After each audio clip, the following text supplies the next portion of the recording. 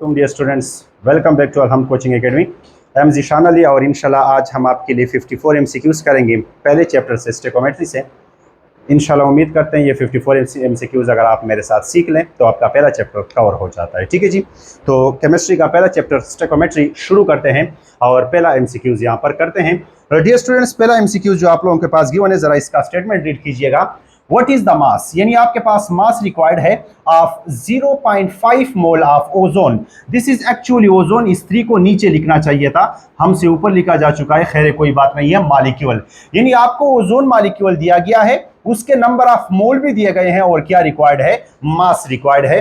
तो dear students, mass in ग्राम, जब भी हम मास इन ग्राम मालूम करते हैं, मास इन ग्राम जब भी हम मालूम करते हैं तो is equal to number of mole multiply by the molar mass. ये हमारे पास फार्मूला है, आप लोगों ने पहले चैप्टर में इसको डिस्कस किया हुआ है, स्टेकोमेट्री के चैप्टर में आप इसे डिस्कस कर चुके हैं। So mass in gram will be equal to the 0.5 mole. ये तो डेटा गिवन है, 0.5 मोल गिवन है, लेकिन साथ में मोलर मास किस चीज का, ओजोन का। तो अगर मैं ओजोन का फार्मूला लिखूं तो वो है आपके पास O3 और एक ऑक्सीजन का जो मास होता है वो कितना होता है, 16।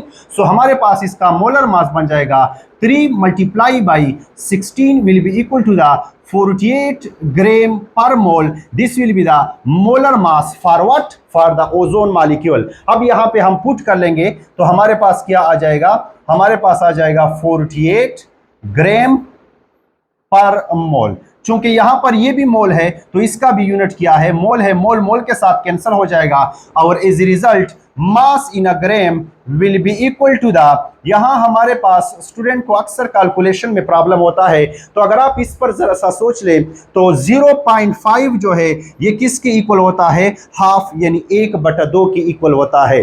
ये चीजें अपने साथ नोट किया करें। ये चीजें एंट्री टेस्ट में जो कैलकुलेशन आते हैं वो इतने ज्यादा मुश्किल नहीं आते हैं, आप उससे खुद कर सकते हैं। ठीक है जी, तो अगर हम इसका हाफ ले लें तो कितना आंसर आ जाएगा, अब आप लोग मुझे बता दें। तो आंसर इसका कितना आ जाएगा, 24 ग्राम आ जाएगा। तो अगर ऑप्शन में 24 ग्राम है तो इसको आप पिक करें, यस। हमारे पास डेल्टा ऑप्शन जो है यानी डी ऑप्शन जो है ये करेक्ट है। ठीक है जी, इस तरह से मिला जुला एमसीक्यूज आपसे पूछा जा सकता है। ठीक है जी, ये है आपके पास पहला एमसीक्यूज। चलो डियर स्टूडेंट्स, अगले एमसीक्यूज पे चलते हैं। कंसंट्रेशन के साथ रहिएगा, इस एमसीक्यूज को अपने साथ नोट कीजिएगा, जो फार्मूले बताए जा रहे हैं नोट करें इनको, तो आपको बहुत ज्यादा फायदा होगा। ठीक है जी, चलो आगे चलते हैं। Mole of any substance is related to, यानी नंबर ऑफ पार्टिकल। यस, अगर आपको किसी चीज के नंबर ऑफ मोल दिए जाएं तो आप उसके number of particle by relating with the Avogadro number of मालूम कर सकते हैं। It means mole is related to the number of particles. अच्छा, इसके बाद क्या है, volume of the gaseous substance. Yes, molar volume आप लोगों को पता है, तो मोल जो है वो आपको किसी गैसियस सब्सटेंस के किस चीज के बारे में भी बता सकता है, वॉल्यूम के बारे में भी बता सकता है।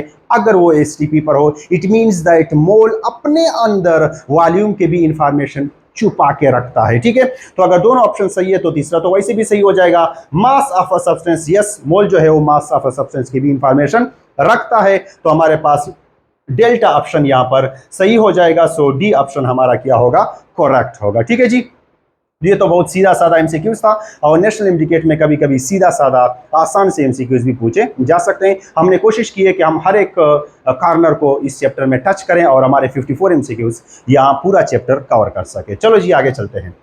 आगे हमारे पास for producing 36 gram of water in a reaction, how many mole of methane are required? Quite much more important MCQs है यहाँ आप लोगों के पास। मैं थोड़ा सा आप लोगों को एक चीज बता देता हूँ। स्टूडेंट्स, आपको गिवन है हाइड्रोकार्बन यानी मीथेन गिवन है।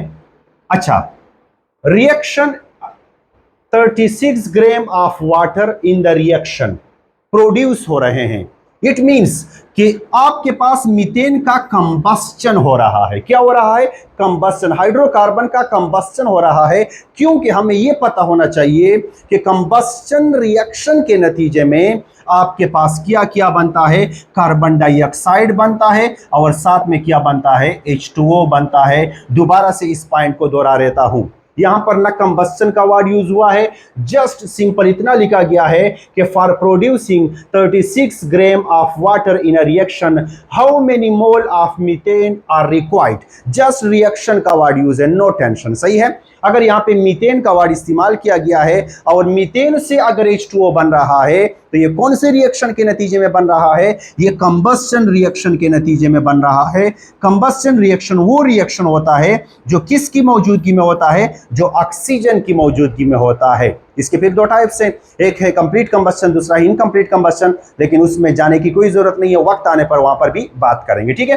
तो आपके पास ये कंबस्शन रिएक्शन है स्टूडेंट्स। इसके बाद जो अगला इंपॉर्टेंट पॉइंट जो मैं बताने जा रहा हूं, जो कि नोट करने का है, डियर स्टूडेंट्स, कभी कभी एंट्री टेस्ट में डायरेक्ट कंबस्शन रिएक्शन का बैलेंस करना भी आता है, यानी ये कंबस्शन रिएक्शन जो है इसको बैलेंस करें। मैं अपने एमसीक्यूज को छोड़ चुका हूं, अगला पॉइंट बताने जा रहा हूं। अगला एमसीक्यूज है कि अगर आपके पास कंबस्शन रिएक्शन गिवन है और आपसे कहा गया है कि इस कंबस्शन रिएक्शन को बैलेंस करें, तो इसका शॉर्टकट बता देता हूं। शॉर्टकट क्या है? यहां पर मीथेन के अंदर कितने कार्बन है जरा देख लो, एक कार्बन है। तो प्रोडक्ट में, सुनिएगा मेरे अल्फाज को गौर से, एक आपके पास मीथेन के अंदर यानी हाइड्रोकार्बन के अंदर एक कार्बन है, तो प्रोडक्ट में एक ही क्या बनेगा? कार्बन डाइऑक्साइड बनेगा। कहना ये चाहता हूं, हाइड्रोकार्बन में जितने आपके पास कार्बन होंगे उतने कार्बन डाइऑक्साइड बनेंगे प्रोडक्ट के साइड पर। फॉर एग्जांपल यहां पर मैं आप लोगों को बता देता हूं कि C2H6 plus O2 will give us carbon dioxide plus H2O। Balance करो इसको, इस रिएक्शन को बैलेंस करो। लेट्स से एंट्री टेस्ट में आया हुआ है, तो हम कैसे बैलेंस करेंगे? शॉर्टकट सुनिएगा। हाइड्रोकार्बन के अंदर कितने कार्बन है? 1, ओके जी, 2। तो यहां पर कितने कार्बन डाइऑक्साइड बनेंगे? 2 कार्बन डाइऑक्साइड बनेंगे। मैंने कहा कि जितने आपके पास हाइड्रोकार्बन में कार्बन होंगे उतने तादाद के क्या बनेंगे? Carbon dioxide. अब दूसरी बात सुनो, जितने कार्बन डाइऑक्साइड बन गए उससे एक ज्यादा क्या बनेगा? H2O। तो आप लोग मुझे बता दें कितने H2O बनेंगे? 3 H2O बनेंगे। तो यहां पर हम लिख लेंगे 3 और बाद में किसको बैलेंस कर लेंगे? बाद में ऑक्सीजन को बैलेंस कर लेंगे। अब यहां पर आप जरा सोचें कितने ऑक्सीजन है? इस साइड पर है 3 ऑक्सीजन, और यहां पर अगर आप सोचे तो कितने हो जाएंगे? यहां पर हो जाएंगे आपके पास 4 और यहां पर कितने हो जाएंगे? 3। तो टोटल इस साइड पर कितने ऑक्सीजन है? टोटल इस साइड पर 7 ऑक्सीजन है। तो यहां इस साइड पर हम इसको क्या कर लेंगे? बैलेंस कर लेंगे। कैसे बैलेंस करेंगे हम इसको? यहां पर हम इसको कैसे बैलेंस कर लेंगे ताकि दोनों साइड पर 7 ऑक्सीजन हो जाए। फॉर एग्जांपल यहां पर हम इसको पहले बैलेंस कर देते हैं। तो यहां क्या है? आपके पास एक कार्बन है, तो कितने कार्बन डाइऑक्साइड बनेंगे? वही शॉर्टकट, एक कार्बन डाइऑक्साइड। अच्छा, अगर एक कार्बन डाइऑक्साइड बना है तो कितने वाटर बनेंगे? एक कार्बन डाइऑक्साइड से ज्यादा वाटर बनेगा, यानी कितने वाटर बनेंगे? 2 वाटर बनेंगे। ठीक है जी। तो अब इसके बाद आखिरी स्टेप क्या है? ऑक्सीजन को बैलेंस करो। तो यहां पर कितने ऑक्सीजन है? 2 और यहां पर कितने ऑक्सीजन है? 2। तो टोटल कितने ऑक्सीजन हो जाएंगे इस साइड पर? 4 और इस साइड पर कितने ऑक्सीजन है? 2। तो यहां पर 2 लगा के हमारे पास ये कंबस्शन रिएक्शन जो है वो क्या हो जाएगा? बैलेंस हो जाएगा। तो डियर स्टूडेंट्स, आप लोगों को मैं शॉर्टकट दोबारा से दोहराने जा रहा हूं। जब भी कंबस्शन रिएक्शन आ जाए, हाइड्रोकार्बन के अंदर जितने भी आपके पास कार्बन एटम मौजूद होंगे उतने ही कार्बन डाइऑक्साइड बनेंगे और उससे एक ज्यादा H2O बनेगा, और फिर उसके बाद ऑक्सीजन को हम क्या कर लेंगे? बैलेंस आउट करेंगे। तो ये है आपके पास शॉर्टकट। तो ऊपर किया गया है कि कितना, यानी 36 gram of water, 36 gram of water कितना, how many mole of methane are required. तो यहां आप जरा सा सोचिएगा कितने मोल बना है वाटर? वाटर कितने मोल बना है? 2 मोल। और आप लोगों को पता है एक वाटर मॉलिक्यूल का मास कितना होता है? 18 ग्राम। तो कितना हो जाएगा टोटल? 2 मल्टीप्लाई बाई 18, तो कितना हो जाएगा? 36 ग्राम। इट मींस कि ये जो केमिकल इक्वेशन है इसमें कितना ग्राम वाटर बना है? 36 ग्राम। कितना ग्राम वाटर बना है? 36 ग्राम वाटर बना है। तो अगर यहां पे 36 ग्राम वाटर बना है तो इस इक्वेशन को देखो कि इसमें कितना मीथेन यूज हुआ है? कितना यूज हुआ है? 1। तो एक ऑप्शन को यहां पर ढूंढने, अगर एक ऑप्शन कहीं पर है तो आपका क्या हो जाएगा? करेक्ट ऑप्शन हो जाएगा। सो हमारे पास अल्फा जो है ये हमारा क्या है? करेक्ट ऑप्शन है। This is your correct option. सही है जी। चलो जी आगे चलते हैं, और आगे हमारे पास क्या है? तीसरा एमसीक्यूज आ रहा है और इस पर हम क्या करते हैं? डिस्कशन करते हैं। होप सो यहां पर हमने बहुत ज्यादा डिस्कशन किया है, आप इसको बहुत अच्छी तरह से जान चुके होंगे। चलो जी आगे चलते हैं और आगे इसको सीखने की कोशिश करते हैं। चलो आगे चलते हैं। हमारे पास है a mixture of 10 cm cube of oxygen, सुनिएगा इस बात को, and 50 cm cube of hydrogen are sparked continuously, what will be the maximum theoretical decrease in a volume. सबसे पहले इस तरह का एमसीक्यूज जब भी आए, स्टेकोमेट्री में जो भी एमसीक्यूज आ जाए, स्टेकोमेट्री में जो भी एमसीक्यूज आ जाए, आपने एक चीज का ख्याल रखना है कि आपने सबसे पहले बैलेंस केमिकल इक्वेशन लिखना है। मैं दोबारा बता देता हूं, अगर आप स्टेकोमेट्री में 100% एमसीक्यूज अटेंड करना चाहते हैं और आप कहते हैं कि मेरे सारे के सारे एमसीक्यूज सही आ जाएं, सबसे पहला काम करो, स्टेटमेंट रीड करो। स्टेटमेंट रीड करने के बाद बैलेंस केमिकल इक्वेशन लिखो। तो यहां पर क्या है, हाइड्रोजन है, रिएक्शन कर रहा है किसके साथ, ऑक्सीजन के साथ। जाहिरी बात है क्या बनेगा, H2O बनेगा। डियर स्टूडेंट्स, सबसे पहले इसको हम क्या कर लेंगे, सबसे पहले इसको बैलेंस कर लेंगे, क्योंकि यही रिक्वायरमेंट है स्टेकोमेट्री की। बैलेंस करेंगे तो कैसे बैलेंस करेंगे, यहां पर 2 लगा लेंगे और यहां पर डियर स्टूडेंट्स क्या लगा लेंगे, 2 लगा लेंगे, ये बैलेंस हो गया। ठीक, अब 10 cm क्यूब ऑफ ऑक्सीजन, यानी ऑक्सीजन कितना यूज हुआ है, 10 cm क्यूब। ओके जी, अगर ऑक्सीजन 10 यूज होता है, अगर ऑक्सीजन 10 यूज होता है, तो आप लोग मुझे बताइएगा डियर स्टूडेंट्स कि फिर 50 में से हाइड्रोजन कितना यूज होगा, कितना हाइड्रोजन यूज होगा, यानी 10, तो इसका डबल यूज होगा कि नहीं। क्यों डबल यूज होगा, क्योंकि यहां पर 2 लिखा है, यानी 2 मोल लिखा है। समझ रहे हैं कंसेप्चुअली, इसको मैं टाइम इसलिए दे रहा हूं क्योंकि हम फुल चैप्टर कवर कर रहे हैं। तो यहां पर आपके पास ये कितना cm क्यूब यूज होगा, आउट ऑफ 50 कितना यूज होगा, 20 cm क्यूब। ओके जी, आगे प्रोडक्ट की तरफ आ जाएं। डियर स्टूडेंट्स, प्रोडक्ट कितना बना होगा, जरा सोचिएगा, प्रोडक्ट कितना मोल बन रहा है, कितना मोल बन रहा है, 2 मोल। इट मींस कि यहां पर अगर ये 1 मोल है तो 10 मोल यूज होता है, अगर ये 2 मोल बन रहा है तो कितना कितना कितना डीएम क्यूब ये बना होगा, तो ये डीएम क्यूब बना होगा 20 डीएम क्यूब। बस यही एक पॉइंट आप लोगों ने सीखना था। अब आते हैं यहां पर स्टूडेंट्स, टोटल वॉल्यूम कितना था, 10 किस चीज का, ऑक्सीजन का, प्लस 50 किस चीज का, हाइड्रोजन का। दोनों को ऐड करने से कितना बन जाएगा, 60। ये टोटल वॉल्यूम है 60। अच्छा, यूज्ड कितना हुआ, यूज्ड कितना हुआ, 20 प्लस 10, यानी यूज कितना हुआ, 30 यूज हुआ है। लेकिन इस 30 के यूज के नतीजे में बना भी तो कुछ है, कितना बना है, 20 बना है, यानी 30 यूज हुआ और कितना बना, 20। अब आप जरा सोचो कितना कम कितना हुआ होगा, कितना कम हुआ होगा, 30 यूज हुआ, बना कितना, 20। आप सोचे कितना यूज हुआ होगा, यूज हुआ होगा डियर स्टूडेंट्स 10। कितना यूज हुआ होगा, 10। तो यहां पर आपके पास अगर ऑप्शन में आप देखें तो अल्फा ऑप्शन जो है ये सही है। मैं दोबारा से दोहरा देता हूं, देखो आपके पास कितना है टोटल, टोटल तो है 60, क्योंकि ये डेटा में गिवन है, सही है। यूज कितना कितना हुआ, 20 हाइड्रोजन का और 10 किसका, ऑक्सीजन का, यानी टोटल यूज हुआ 30। लेकिन रिएक्टेंट साइड पर कुछ प्रोडक्ट तो बना है, प्रोडक्ट कितना बन गया, 20। प्रोडक्ट कितना बन गया, 20। इट मींस कि 30 यूज हुआ और 20 बन गया, मतलब डिक्रीज कितना आया, जरा सोचो, डिक्रीज 10 आया है। तो आपके पास अल्फा ऑप्शन जो है वो सही है, 10 डिक्रीज आया होगा। इस एमसीक्यूज को आप लोग जरा सा गौर से सोचें कि टोटल 60 था, अब कितना हुआ होगा, अगर वो इस एमसीक्यूज का स्टेटमेंट बदल दे कि आपके पास 20 हाइड्रोजन 10 ऑक्सीजन आपस में रिएक्शन करके बताइएगा अब कितना वॉल्यूम होगा, ओरिजिनल वॉल्यूम तो कितना हुआ होगा। अगर इसमें 10 डिक्रीज आ जाए तो कितना बचा होगा, कंटेनर के अंदर अब वॉल्यूम कितना होगा, 50 होगा। यानी मैंने 2 एमसीक्यूज कवर किए हैं, एक मैंने यही स्टेटमेंट वाला और दूसरा अगर वो स्टेटमेंट चेंज करके कहे कि ये रिएक्शन हुआ, बताइएगा अब वॉल्यूम कितना होगा, वॉल्यूम 50 होगा, यानी डिक्रीज कितना आया है, 10 डिक्रीज आया है। ठीक है, सो इट मींस कि आप इसको भी इंशाल्लाह पिक कर चुके होंगे। चलो जी आगे चलते हैं और आगे थोड़े से एमसीक्यूज करते हैं। इरादे फौलादी रखिएगा और इंशाल्लाह बहुत आसान हो जाएगा, हम हर कॉर्नर को टच करने की कोशिश करेंगे।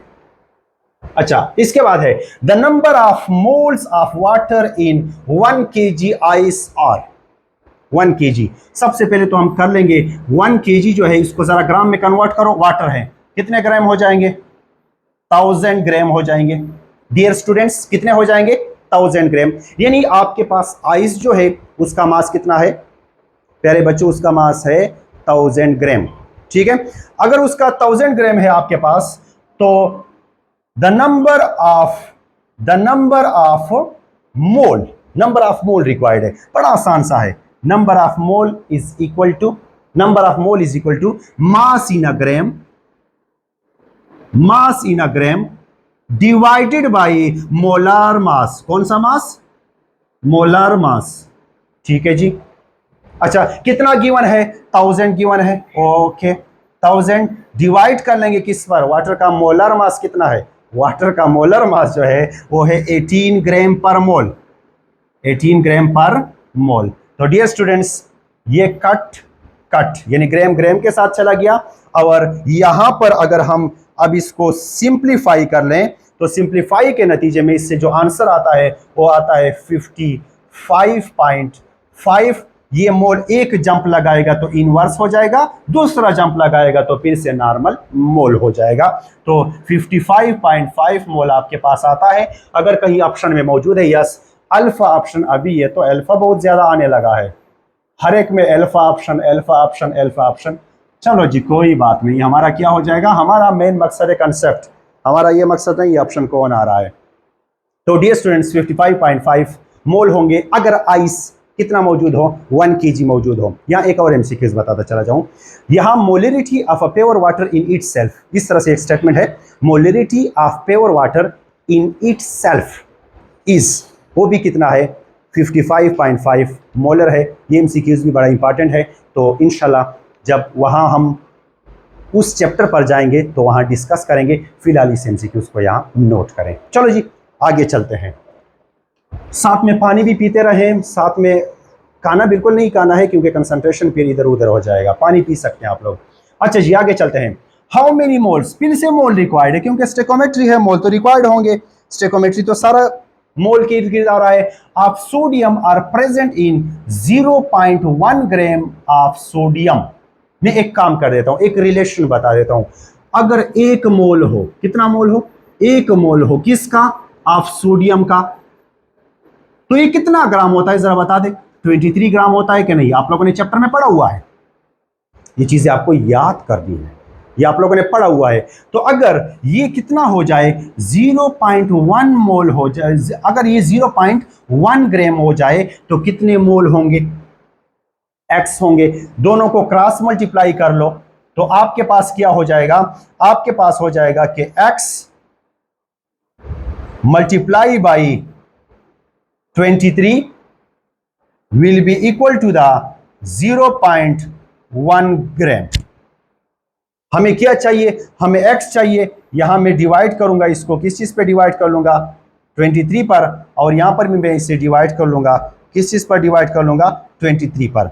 23 के पास ग्राम मौजूद है, यहां भी 23 के पास ग्राम है, यहां भी ग्राम है, तो यहां से कैंसिल हो जाएगा। सो x will be equal to the 0.1 divided by 23 मोल। ये आपके पास आ जाएगा। अब इसको हम क्या करते हैं? सॉल्व कर लेंगे। कैलकुलेटर नहीं।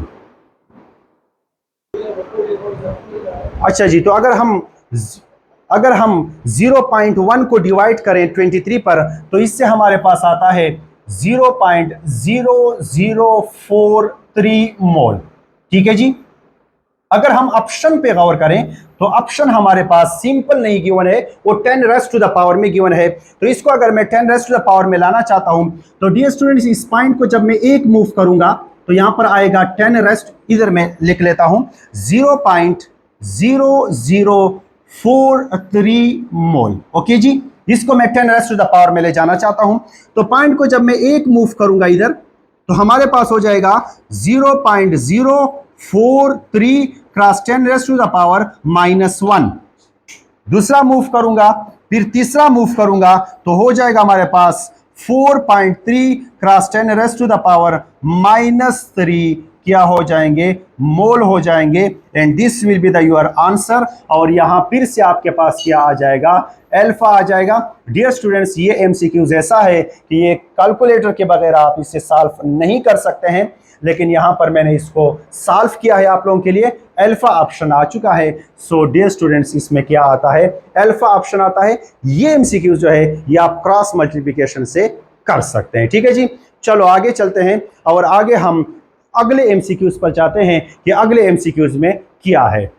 चलो जी, the given unbalance equation, chemical equation given है, अनबैलेंस है। ठीक है, पहले स्टेटमेंट को समझो। When this equation is completely balance, अगर हम इसको कंप्लीटली बैलेंस करें, the smallest whole number what will be the sum of the coefficients. For example aluminium है, ओके डियर स्टूडेंट्स, प्लस साथ में कौन है, ऑक्सीजन है।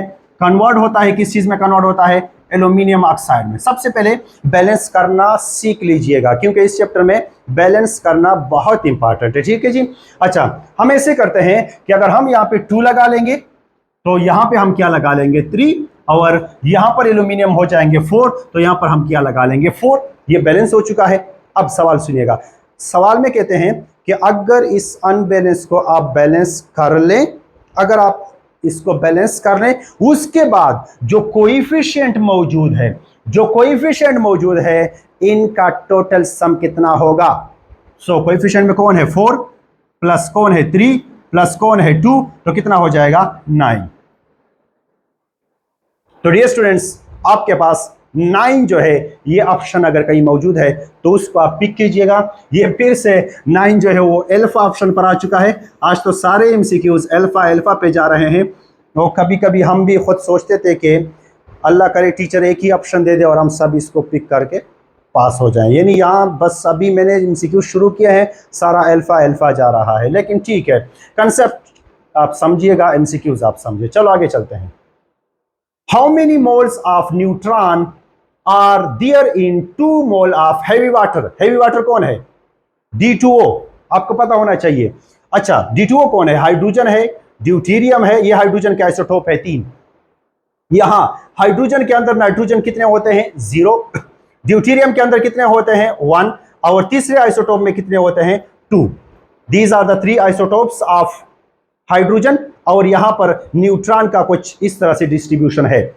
अब अगर आपके पास ये कितना मोल मौजूद हो, 2 मोल मौजूद हो, 2 मोल D2O मौजूद हो, बताइएगा इसके अंदर कितने मोल न्यूट्रॉन होंगे, ये क्वेश्चन है।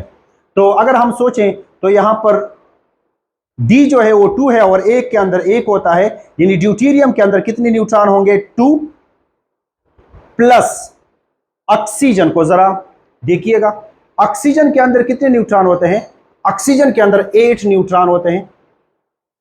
तो यहां पर ये डियर स्टूडेंट्स टोटल न्यूट्रॉन कितने हो जाएंगे 10, लेकिन मैंने स्टिल एक के लिए कैलकुलेट किए हैं, और ये टोटल कितने मौजूद है 2 मोल मौजूद है। सो 2 मल्टीप्लाई बाई 10, तो आंसर कितना आ जाएगा 20। तो 20 मोल ऑफ क्या मौजूद होगा, 20 mole of neutron will be there. ठीक है जी, तो अब यहां पर हमारे पास ऑप्शन सी इसमें करेक्ट है। डियर स्टूडेंट, इस पर आप जरा गौर करें। देखो 2 मोल D2O गिवन है, और हमने सबसे पहले एक के अंदर मालूम किया, यानी एक मॉलिक्यूल के अंदर, फिर उसको 2 से इसलिए मल्टीप्लाई किया, 2 से इसलिए मल्टीप्लाई किया क्योंकि वो क्या है आपके पास डियर स्टूडेंट्स, वो आपके पास डेटा में गिवन है कि 2 मोल आप लेंगे। ठीक, और आपके पास ऑप्शन नंबर सी जो है वो क्या हो जाएगा, करेक्ट हो जाएगा। ठीक, चलो आगे चलते हैं। अगला एमसीक्यूज आपके पास क्या है, अगला एमसीक्यूज है कि रीड कीजिएगा इसको, 2 gram of a gas occupy 1.02 dm cube volume at STP. What is the molecular formula of the gas. ठीक है जी, molecular formula of the gas जो होगा वो कितना होगा। चलो एक काम करते हैं, 2 gram of a gas occupy what, कितना ऑक्यूपाई करता है, ऑक्यूपाई करता है 1.02 डीएम क्यूब एट एसटीपी। तो आपके पास what will be the molecular formula of the gas. सबसे पहले एक काम नहीं करते हैं, सबसे पहले नंबर ऑफ मोल मालूम करते हैं। क्या मालूम करते हैं, नंबर ऑफ मोल। अगर आपके पास 1 मोल हो, कितना हो, 1 मोल हो ऑफ एनी गैस, किस चीज पर हो, 8 एसटीपी। यानी अगर 1 मोल हो किस चीज पर, एसटीपी पर, तो कितना वॉल्यूम ऑक्यूपाई करता है, जरा आप लोग 22.4 डीएम क्यूब ऑक्यूपाई करता है। और यहां गिवन कितना है, 1.02। तो हम नंबर ऑफ मोल अगर मालूम करना चाहते हैं, so number of mole will be equal to the 1.02 dm cube divided by the molar volume. और मोलर वॉल्यूम कितना होता है, मोलर वॉल्यूम होता है आपके पास 22.4 डीएम क्यूब पर मोल, डीएम क्यूब पर मोल। ये एक दूसरे के साथ कैंसिल आउट हो जाएंगे और एज रिजल्ट आपके पास क्या आ जाएगा, एज रिजल्ट आपके पास नंबर ऑफ मोल्स आ जाएंगे। So number of moles will be equal to the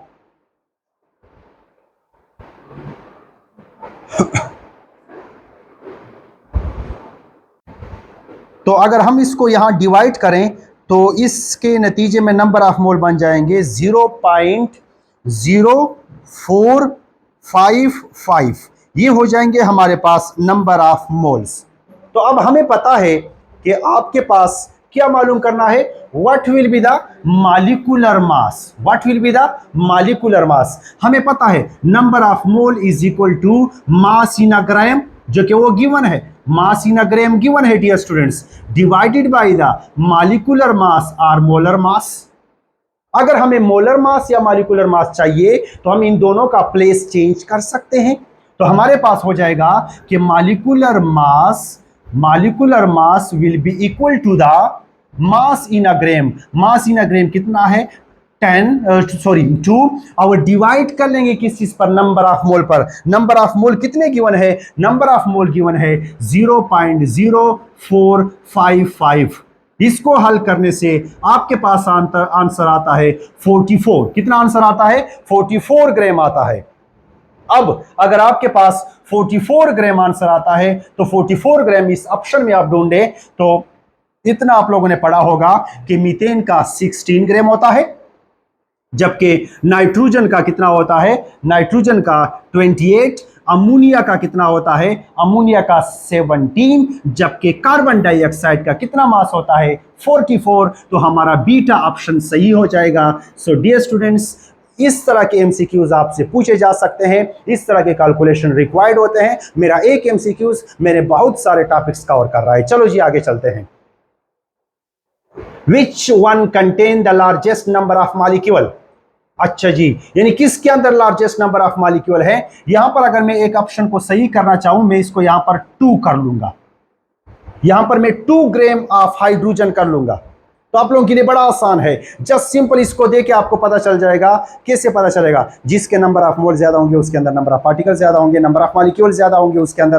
तो नंबर ऑफ मोल हम कैसे मालूम करते हैं, mass given divided by molecular और मोलर मास, यानी mass given divided by the molar मास। तो यहां कितना मास गिवन है, 10। क्लोरीन पे डिवाइड कर लेंगे, क्लोरीन का कितना आता है, 2 क्लोरीन है तो 70। ठीक है जी, यहां पर कितना गिवन है, 20। किस पे डिवाइड कर लेंगे, डिवाइड कर लेंगे हम यहां पर 32 पर। यहां पे कितना गिवन है, 30 को हम डिवाइड कर लेंगे, कितने पे डिवाइड कर लेंगे, 44 पर। और यहां पर आपके पास कितना गिवन है, यहां गिवन है 2 ग्राम, और 2 ग्राम को किस चीज पर डिवाइड करेंगे, 2 पर। तो इन डिवीजन में से कैलकुलेशन की कोई जरूरत नहीं, आप खुद सोचें, आप खुद सोचें किससे ज्यादा फिगर आएगा। 2 डिवाइड बाई 2 से ज्यादा फिगर आएगा 1। बाकी सारे के सारे यहां 10 डिवाइड बाई, यानी small divide by large number, small divide by large number, small divide by large number, यहां equal divide by equal number. तो इससे वैल्यू जो है वो 1 आएगा, बाकी सारे वैल्यूज पॉइंट्स में आएंगे। तो डियर स्टूडेंट्स, यहां पर जो ऑप्शन है वो डेल्टा ऑप्शन सही है, इसको आप सही कर लें और ये हो जाएगा आपके पास सही ऑप्शन। ठीक है जी, चलो आगे चलते हैं। Which one of the following has the highest percentage of oxygen? सुनिएगा, परसेंटेज वाले बहुत सारे क्वेश्चन आते हैं, जितने भी संडे टेस्ट जहां भी हो रहे हैं आप सब देख लें, परसेंटेज के क्वेश्चन आते हैं। और परसेंटेज में आप लोगों को बता देता हूं, इस तरह का एमसीक्यू जब भी आए शॉर्ट ट्रिक से करें। कैसे करेंगे? देखो, यहां पर 2 हाइड्रोजन है तो 1 ऑक्सीजन है, इन अ केस ऑफ H2O, सही। इन अ केस ऑफ मिथेनॉल, मैं सिर्फ हाइड्रोजन की बात कर रहा हूं, कार्बन को छोड़ो, फिलहाल कार्बन को छोड़ो। यहां पर 4 हाइड्रोजन है और 1 कौन है? ऑक्सीजन। फिलहाल कार्बन को छोड़ो, यहां पर मैं बात कर रहा हूं, तो यहां पर मैं बात कर रहा हूं किस चीज की? तो यहां पर है 12 हाइड्रोजन और 6 ऑक्सीजन। यहां पर अगर आप देखें तो यहां पर है 2 3 2 1, यानी 6 हाइड्रोजन और 1 कौन है? Oxygen. Highest percentage of oxygen मांग रहा है। जितना ज्यादा ऑक्सीजन होगा मॉलिक्यूल के अंदर उतना उसका परसेंटेज ज्यादा होगा। लेकिन यहां रुकिएगा, पॉइंट को समझिए। उसके साथ जो भी होता है, हाइड्रोजन है, हाइड्रोजन है, कार्बन है, हाइड्रोजन है, कार्बन है, हाइड्रोजन है, कार्बन है, this also affect the percentage, this also affect the percentage. अब पहले केस में पहला ऑप्शन जो है, 1 ऑक्सीजन के पास कितने हाइड्रोजन है? 2। अच्छा, यहां 1 ऑक्सीजन के पास कितने हाइड्रोजन है? 4।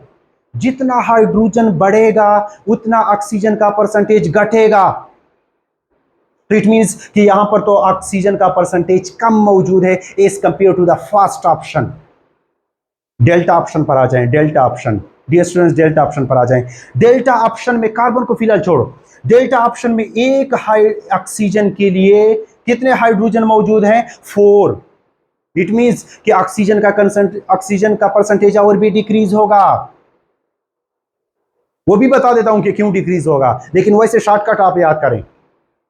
यहां पर आ जाएं, अगर इसको मैं सिंप्लीफाई करूं इस रेशो को, तो ये रेशो कैसे होगा? यहां पर हो जाएगा 6 1 जार 6 और यहां पर हो जाएगा 2। यानी अगर इसको मैं सिंपल करूं तो यहां पर आपके पास 1 ऑक्सीजन के लिए कितने हाइड्रोजन मौजूद है? 2, जो कि फर्स्ट वाले की तरह है। लेकिन आप यहां पे सोचें कि इसके साथ सिर्फ हाइड्रोजन नहीं है, हाइड्रोजन के अलावा कार्बन भी मौजूद है। कौन भी मौजूद है?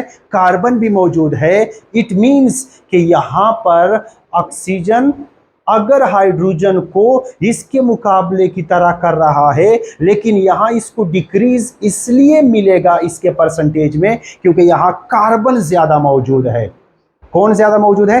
कार्बन ज्यादा मौजूद है। तो इट मींस कि हमारा ऑप्शन नंबर ए जो है, अल्फा जो है, ये करेक्ट होगा। अब मैं आप लोगों को परसेंटेज कंपोजिशन का फार्मूला बता देता हूं। फार्मूला जो है परसेंटेज कंपोजिशन का, वो इस तरह से है कि वेट या mass of that element, for example यहां डिमांड ऑक्सीजन का है तो of oxygen divided by total mass, जो आपके पास मॉलिक्यूल गिवन है उसका टोटल मास। तो अब आप लोग जरा सोचिएगा, अगर ऊपर मास बढ़ेगा तो इट मींस परसेंटेज बढ़ेगा, लेकिन अगर नीचे मास बढ़ेगा तो इट मींस के परसेंटेज डिक्रीज होगा। तो इसी रिलेशन को देखते हुए मैं यहां शॉर्टकट बता रहा था। देखो, यहां मैं मान रहा हूं ऑक्सीजन ज्यादा मौजूद है, ऑक्सीजन का परसेंटेज ज्यादा होना चाहिए, लेकिन कम क्यों है? क्योंकि यहां पर कार्बन और हाइड्रोजन भी तो ज्यादा मौजूद है, मास भी तो ज्यादा आएगा, और जब मास ज्यादा आएगा तो परसेंटेज कंपोजिशन कम पड़ेगा। समझ रहे मेरी बात को? सो अल्फा ऑप्शन जो है वो यहां पे क्या है जी? करेक्ट है। तो इस तरह से एमसीक्यूज आपसे पूछे जाते हैं। ठीक है, चलो 80 पर चलते हैं। The molar volume of oxygen is कितना है?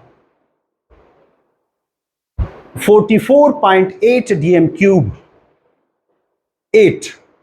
यानी अगर आप जरा सा गौर करें, एक चीज मैंने आप लोगों को बताया है, मोलर वॉल्यूम एसटीपी पर 8 एसटीपी पर एसटीपी कंडीशन क्या है? टेंपरेचर होता है 0 सेल्सियस और टेंपरेचर होता है 273 केल्विन। ये पता है सबको। अच्छा, प्रेशर कितना होता है? प्रेशर होता है जी 1 atm, ठीक है। तो वॉल्यूम कितना होता है? वॉल्यूम होता है 22.4 dm क्यूब।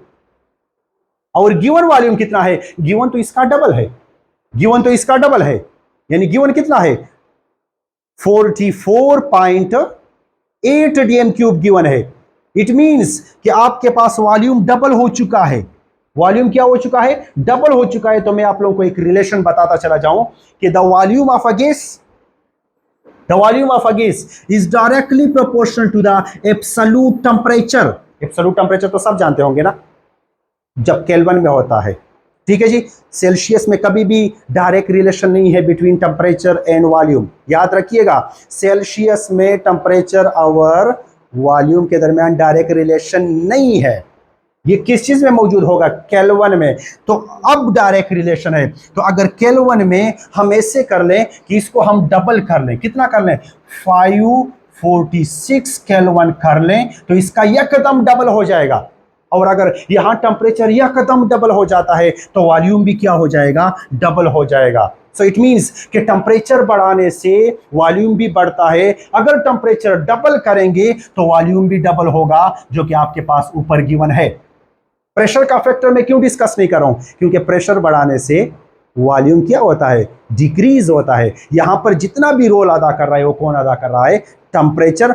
ऑप्शन को भी देखना पड़ता है। ऑप्शन यहां पर देखो, प्रेशर 1 यहां पर 2 इंक्रीज हुआ है तो वॉल्यूम तो डिक्रीज आना चाहिए, लेकिन वॉल्यूम तो इंक्रीज हो चुका है, डबल हो चुका है। और यहां पर भी आपके पास कितना है? 1 atm है, 1 ठीक है जी। यहां पर भी आपके पास कितना है? 1 atm है। तो अगर मैं यहां देखूं तो सारा, यानी प्रेशर के रोल को मैं यहां निकालने जा रहा हूं। मैं किसके रोल को ला रहा हूं? टेम्परेचर के रोल को। तो टेम्परेचर यहां सेल्सियस में 100 गिवन है, कोई ऐसा रिलेशन नहीं है। हम कहें कि 100 हो जाएगा तो वॉल्यूम डबल हो जाएगा, कोई कंसेप्ट नहीं है, कोई कंसेप्ट नहीं है। अच्छा जी, 110 सेल्सियस में हो जाएगा, यहां कोई कंसेप्ट नहीं है। 40 हो जाएगा, यहां पर भी टेम्परेचर का कोई ऐसा न डायरेक्ट रिलेशन है। यानी सेल्सियस में अगर टेम्परेचर हो तो वॉल्यूम का इसके साथ कोई ऐसा रिलेशन नहीं है जिस पर हम ये डिसाइड करें। लेकिन यहां चूंकि केल्विन में गिवन है, और केल्विन में कितना गिवन है? केल्विन में गिवन है 540 केल्विन, या आपके पास ऑलमोस्ट ये 546 केल्विन के इक्वल है। यानी ऑलमोस्ट टेम्परेचर जो है यहां पर क्या हो चुका है? डबल हो चुका है। तो अगर टेम्परेचर डबल होगा तो वॉल्यूम भी डबल होगा। तो हमारा ऑप्शन जो है, डेल्टा ऑप्शन जो है, वो क्या हो जाएगा? सही हो जाएगा डियर स्टूडेंट्स। सो ये आप लोगों का हो जाएगा ऑप्शन नंबर डी। चलो जी, आगे चलते हैं और आगे डिस्कशन को जारी रखते हैं। How many gram of H2O will be produced if 336 gram of iron are produced? Balance chemical equation भी गिवन है, बड़ा आसान किया है उन्होंने। बैलेंस केमिकल इक्वेशन भी क्या है? गिवन है। यानी आपके पास यहां पर क्वेश्चन को समझे, अगर 336 ग्राम आयरन बनता है तो बताइएगा कितना वाटर बनेगा? ये क्वेश्चन है। यानी आपके पास डेटा गिवन है, डेटा गिवन है। डेटा में ऊपर कंडीशन लगाए हैं कि अगर 336 ग्राम आयरन बन रहा हो तो बताइएगा कितना मोल H2O बनेगा। क्वेश्चन को पिक कर चुके हैं। तो अब आप लोग सोचें, अगर 3 मोल आयरन हो तो कितना मोल H2O बनता है? जरा बता दें, बैलेंस केमिकल इक्वेशन से बता दें कितना बनता है? कितना बनता है? 4 बनता है, ठीक है जी। अब यहां पर ये तो नंबर ऑफ मोल गिवन नहीं है, ये तो नंबर ऑफ मोल गिवन नहीं है। यहां ये तो आपके पास क्या गिवन है? ये तो आपके पास ग्राम में गिवन है। अगर इसको मैं नंबर ऑफ मोल में कन्वर्ट करूं तो इसको नंबर ऑफ मोल में आसानी से आप लोग कन्वर्ट कर सकते हैं। तो इससे कितना हो जाएगा? इससे 6 मोल आ जाएगा। कितना आ जाएगा? 6 मोल ऑफ आयरन अब प्रोड्यूस हो चुके हैं। कितना मोल ऑफ आयरन प्रोड्यूस हो चुके हैं? 6 मोल ऑफ आयरन प्रोड्यूस हो चुके हैं। तो डियर स्टूडेंट्स, अगर 6 मोल आयरन हो तो बताओ कितना मोल वाटर बनेगा? वाटर बनेगा तो कितना मोल बनेगा? 8 मोल। कैसे मैंने 8 बताया? देखो, 3 है तो कितना बनता है? 4। अगर इसको डबल कर लेंगे तो कितना हो जाएगा? 6। तो सिमिलरली वाटर के भी मॉलिक्यूल क्या हो जाएंगे? डबल हो जाएंगे। और क्रॉस मल्टीप्लीकेशन से भी आप कर सकते हैं। अगर आप यहां पर x ले लें तो भी आंसर आपके पास क्या आ जाएगा, 8 आ जाएगा। ठीक है जी, अगर 8 ऑप्शन या सी ऑप्शन जो है ये हमारे पास क्या है, करेक्ट है, और ये हमारा क्या हो जाएगा, सी ऑप्शन यहां पे करेक्ट हो जाएगा। डियर स्टूडेंट्स, ये जो केमिकल इक्वेशन आपके पास गिवन है, सारे इंफॉर्मेशन केमिकल इक्वेशन के अंदर थे। जस्ट आपने एक चीज करना था, जस्ट आपने इसको, इस नंबर ऑफ मोल को किस चीज में लेके, सॉरी नंबर ऑफ ग्राम को किस चीज में लेके जाना था, नंबर ऑफ मोल में। बाकी सिंपल रिलेशनशिप है, आप सब लोगों को ये रिलेशनशिप आता है, हम प्रैक्टिस कर रहे हैं और एमसीक्यूज आगे जा रहे हैं, तो ये रिलेशनशिप आपके लिए कोई बड़ी बात नहीं है। ठीक है जी, चलो आगे चलते हैं। How many water molecule are present in, बड़ा इंटरेस्टिंग एमसीक्यूज है, बड़ा इंटरेस्टिंग एमसीक्यूज है। In one drop of H2O, सही है, यानी एक ड्रॉप वाटर है, एक ड्रॉप वाटर है, इसके अंदर कितने मॉलिक्यूल प्रेजेंट होंगे। बड़ी कमाल का एमसीक्यूज है, बड़ा इंटरेस्टिंग एमसीक्यूज है। लेकिन साथ में एक और हिंट है। इन क्या है, आपको क्या गिवन है, वॉल्यूम भी आपको गिवन है। डियर स्टूडेंट्स, आपको वॉल्यूम भी गिवन है। ठीक है, चलो एक काम करते हैं, मैं आप लोगों को एक इंटरेस्टिंग बात बता देता हूं, और वो इंटरेस्टिंग बात क्या है, how many molecule of water. चलो एक काम करते हैं, 1 मोल,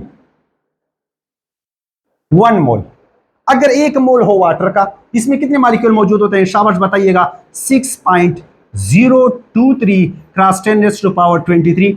ये हम आपको बता चुके हैं, ये हम आपको बता चुके हैं, आपको पता है, एवोगैड्रो नंबर, बस बात खत्म। अगर ये वाटर का हो 1 मोल, जरा बताइएगा 1 मोल वाटर का मास कितना होगा, 18 ग्राम।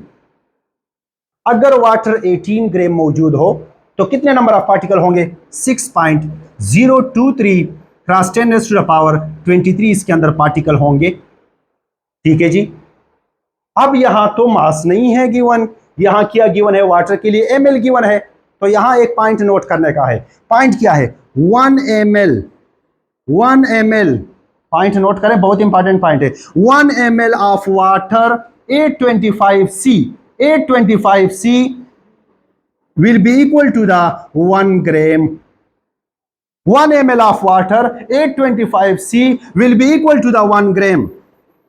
ये कहां से आया है, ये आपने मुझसे कमेंट सेक्शन में पूछना है, तो वहां पर मैं आपको ये आंसर दे रहा हूं कि ये कहां से आया है। इसका भी बड़ा इंटरेस्टिंग कहानी है। तो अगर हम यहां पर ऐसे कर लें कि 18 ग्राम यानी 18 gram of water will be equal to the 18 ml। ये रिलेशनशिप कहां से आया है, ये अभी इतना आसानी से नहीं बताऊंगा, इतना आसानी से बताने वाला नहीं हूं ये। ठीक है, तो इट मींस के 18 gram will be equal to the 18 ml। So 18 ml अगर हो तो इसके अंदर नंबर ऑफ पार्टिकल कितने होंगे, 6.023 क्रॉस 10⁻23 होंगे। लेकिन ऊपर कितना गिवन है, 0.0018। तो इसको इतना बनाना है, कैसे बनाएंगे, पॉइंट को इधर एक लेकर आएंगे, 1 2, यहां पर एक 0 हो जाएगा, सो 3, यहां पर दूसरा 0 हो जाएगा, सो 4। अगर मैं इसको इधर 1 लाऊंगा तो यहां 1 डिक्रीज आएगा, 1 लाने से 1 डिक्रीज यानी 22 हो जाएगा। दूसरा जंप अगर लगाएगा, दूसरा जंप तो कितना हो जाएगा, 21। अगर तीसरा जंप लगाएगा, यहां तक हो गए 2 जंप, यहां पर लगाएगा तीसरा जंप तो कितना हो जाएगा, 20। जब चौथा जंप ये पॉइंट लगाएगा तो कितना हो जाएगा, 19। ये तो छोटे बच्चों को पता होता है कि जब भी हम अशारिया को इस साइड पर लाते हैं तो सिमिलरली ये तो इक्वेशन है, ये दोनों इक्वल है, दोनों इक्वल है। अगर मैं इसको इस तरफ मूव करूंगा तो यहां पर 10⁻⁴ में कमी आ जाएगी, तो आपके पास आंसर होगा 6.023 क्रॉस 10⁻19 मॉलिक्यूल्स। अगर वॉल्यूम कितना हो, 0.0018 ml अगर हो। सो ये ऑप्शन कहां पर मौजूद है, ये ऑप्शन यहां पर 2.5 क्रॉस 10⁻9, ये ऑप्शन नहीं है। ये तो 17 है, ये ऑप्शन भी नहीं है। ये तो 24 है, ये ऑप्शन भी नहीं है। तो हमारे पास डी ऑप्शन बचता है, डेल्टा, और ये है आपके पास नन ऑफ दीज। सो ये ऑप्शन आपके पास सही हो जाएगा। मैं थोड़ा सा आप लोगों को यहाँ कैलकुलेशन बताता चला जाऊं। डियर स्टूडेंट्स, 18 ग्राम था, वो किसके इक्वल था, 6.023 क्रॉस 10⁻23। तो ये दोनों इक्वेशन है। अगर मैं इसको स्मॉल बनाने की कोशिश करूंगा पॉइंट को मूव करने की कोशिश करूंगा तो सिमिलरली यहां पर भी इसके 10 रेज़ टू द पावर में डिक्रीज आएगा।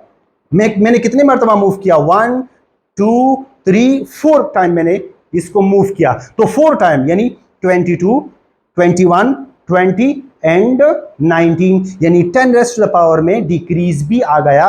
और ये आप लोगों ने इस तरह से शॉर्ट ट्रिक से इसको सीखना है। कैलकुलेटर से हम इतना लंबा चौड़ा प्रोसेस, फिर हमारे पास कैलकुलेटर अलाउड भी नहीं होता है। ये आसान से प्रोसेसेस हैं, इनको आप प्रैक्टिस कीजिएगा तो बहुत कुछ आप लोग सीखेंगे इंशाल्लाह। चलो जी आगे चलते हैं।